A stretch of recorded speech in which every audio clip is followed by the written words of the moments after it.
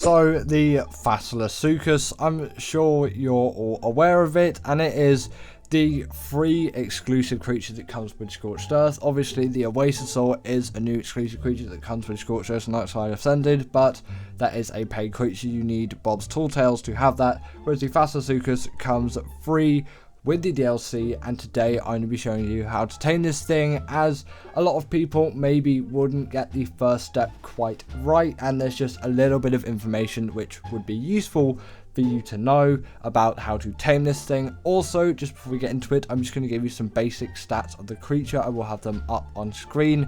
They have a base health value. This is at level 1 of 950. Their stamina is 350, oxygen 150, food 2750, weight 450, and melee damage 55 over 5, whatever that metric equates to, and their movement speed is obviously going to be 100% when tamed, plus 1%, and their torpidity, obviously that's not really all too important. These creatures will drop hide and meat, that's pretty obvious, and they have a lot of special abilities as well, but we'll be talking about those later in the video. So without further ado, let's get straight into it. So to start off, there is some basic prep involved, and you'll want to get yourself a suit of ghillie. This isn't strictly necessary, it will just help you out, and obviously the desert ghillie is very nice too. Then you want to grab yourself a set of C4 with the C4 charge. This is going to be useful, and obviously you're going to want the Fasolasuchus saddle as well, and that is all the basic prep you're going to need for this. So what you're going to want to do is find yourself a Fasolasuchus, then you're going to need to get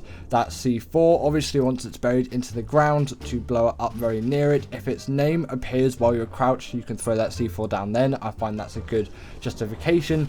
And then you're going to need to run this thing into any kind of rock that you can find. Trees and things like that don't work. I think I experimented a little bit here, as I was a bit new to the tame method of this thing, although there are some rocks which I found further on. Those crystal rocks, I put them on screen right now. I find they're the best ones, so if your Fasolasuchus is near those, then definitely hit it straight into those, as they deal a lot of torpor. And this is the only probably slightly confusing thing about this tame method, as you might think, well, we're just going to go out and get some trank arrows and just trank this thing and knock it out that way, because it is obviously a knockout tame. Maybe you might think, well, you would use a cannon or something like that, but no, it's actually pretty interesting and actually reasonably fun. You can see there's a bar there on top. Sorry about the kind of aspect ratio of this, I don't really know what happened to OBS when I was recording, but you've got that control bar. When obviously that goes to a minimum, which you don't want, it will throw you off and you'll have to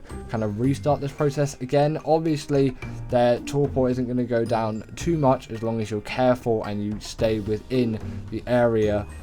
You'll be fine, but still you want to keep that in the green really, and they're the rocks that I'm talking about, so then its torpor can be full, and then obviously just like that it will knock out, and its favorite kibble is exceptional. So while this thing is taming, let's just go over the basic abilities. The Fasolasuchus' bite, which obviously is the left click button, or it's just going to be whatever your first attack button is on whatever console you're working on. I'll put all of the key bindings on the screen, by the way. Their target bite will deal 55 damage from obviously a base level 1. They also do have a sand tail throw, which I think is labeled something different, but on the wiki that's what it's labeled as, and it uses its tail to throw sand and target for an undefined amount of damage, so it kind of really does depend on your distance. Also, if you press space, I didn't do this in the later part of this video when I'm actually kind of testing out this creature a bit, the Fasolasuchus can bury itself under the ground, and it can't bury itself under hard surfaces, but obviously in the dunes biome it's going to work perfectly. And also once the Fasolasuchus is buried, it can move freely under the ground, but it will constantly consume stamina while in movement. If it collides with a rock while it's digging, it will only collect flint, so you can't use it for a lot of stone gathering. While the Fasolasuchus is underground, it can also bite above it and get out of the ground for 55 damage, so it's got that ambush attack.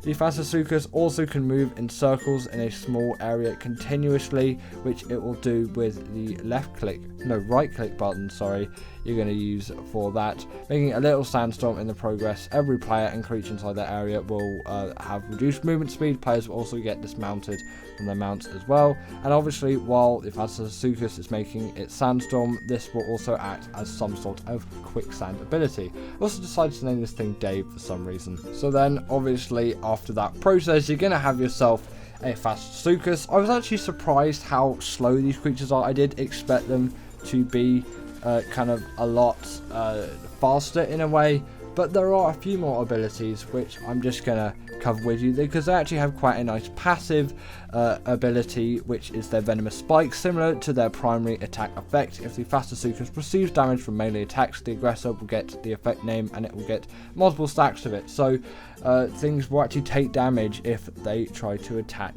you, and obviously they're just a great combat creature. They're great at killing big creatures. Also, they're a pretty good farmer of flint, meat and hide, and they're really good for dune exploration, obviously with that ability where it's underground. Again, I didn't test that for some reason, I don't know why.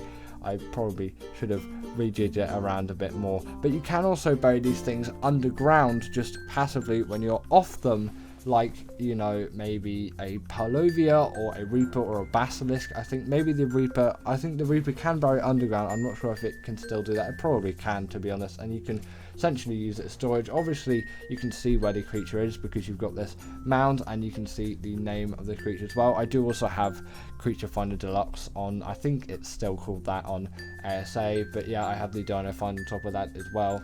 And they're not really too difficult to tame. Just as an overall thing, it just takes a little bit of effort, and sometimes you'll want to find the right resources in the right area as well to tame these things even more efficiently. As there's no rocks around you, you're not really going to have the best time with taming this thing.